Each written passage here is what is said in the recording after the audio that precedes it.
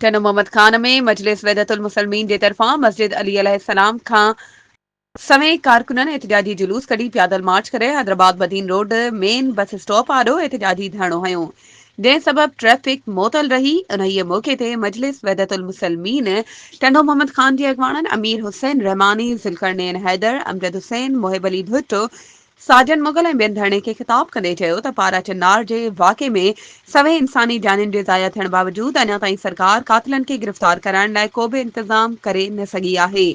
शहीदनि खे बिना के ॾोह जे दहशतगर्दनि क़त्ल करे इंसानी हक़नि जी लताड़ कई आहे। हुक्मरान क़त्लगीरी वारे वाक़िअनि ते ख़ामोशी अख़्तियार करे छॾी आहे, जंहिंजे करे हाणे एहतिजाजनि जो दाइरो ऐवाननि ताईं वधायो वेंदो।